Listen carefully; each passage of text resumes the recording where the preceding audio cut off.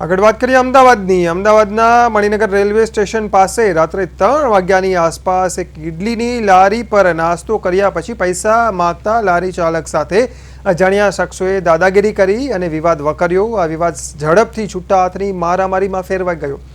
લારી ચાલક અભયસિંહ પરમાર અને તેને બચાવવા આવેલા યુવક પર ગડદા પાટુનો માર મારવામાં આવ્યો। પાઇપ અને ઢોરમાર મારવામાં આવ્યો। સમગ્ર ઘટના સીસીટીવી કેમેરામાં કેદ થઈ છે।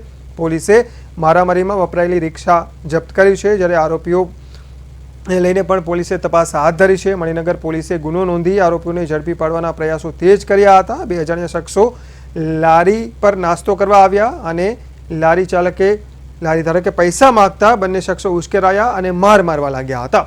તો ફરી વખત અમદાવાદમાં અસામાજિક શખ્સોનો આતંક સામે આવ્યો છે। મણિનગર વિસ્તારમાં આ ઘટના બની। મણિનગર રેલવે સ્ટેશન પાસેની આ ઘટના, જ્યાં અસામાજિક શખ્સોએ લારી પર નાસ્તો કર્યો અને ત્યારબાદ લારી ધારકે પૈસા માગ્યા તો આ શખ્સોએ લારી ધારક પર રિક્ષા ચડાવવાનો પણ પ્રયાસ કર્યો। આ અંગે વધુ વાત કરીએ અમારા સંવાદદાતા પાર્થ વ્યાસ સાથે। પાર્થ, અમદાવાદમાં ફરી એકવાર અસામાજિક શખ્સોનો આતંક સામે આવ્યો છે। મણિનગરમાં શું ઘટના બની હતી અને પોલીસની શું કાર્યવાહી? પાર્થ।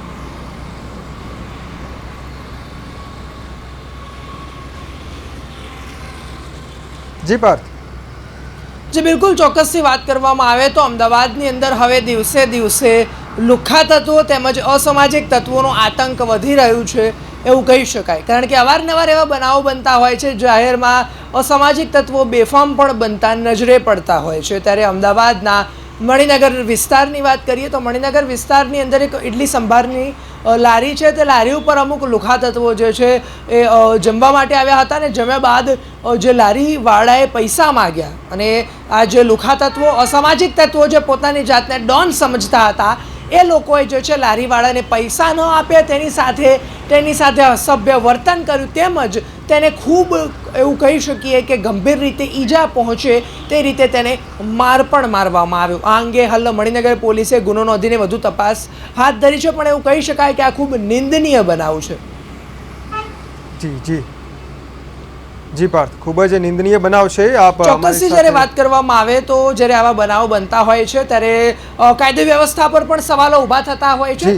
કેમ કે જ્યારે શહેરની અંદર આવો બનાવ બને તો તેની અસર જે છે, આની ખાસ કરીને અસરની વાત કરવા જઈએ તો આસપાસના વિસ્તારમાં જે લોકો સ્થાનિકો રહે છે એમાં પણ ક્યાંક ને ક્યાંક ભયનો માહોલ જોવા મળતો હોય છે। કારણ કે જ્યારે આવો બનાવ બને ત્યારે એવું કહી શકાય કે એની અસર આસપાસના વિસ્તારમાં પણ પડે, કારણ કે એમને પણ એવું થતું હોય કે આવી સામાન્ય બાબતે ઝઘડો થશે તો એમની અને એમના જે પરિવારની સુરક્ષા સામે શું। એટલે એવું ચોક્કસથી કહી શકીએ કે આવા જ્યારે બનાવો અવારનવાર બનતા હોય છે ત્યારે સુરક્ષાને લઈને પણ ક્યાંક ને ક્યાંક સવાલ ઊભા થતા હોય છે। પણ આ અંગે જે છે મણિનગર પોલીસે ગુનો નોંધ્યો છે, તેમજ જે સીસીટીવી ફૂટેજ છે એની અંદર આરોપીઓ દેખાય છે, તો સીસીટીવી ફૂટેજના આધારે જે છે આરોપીઓની ધરપકડ કરવાની પણ જે છે હાલ જે તજવીજ હાથ ધરી છે।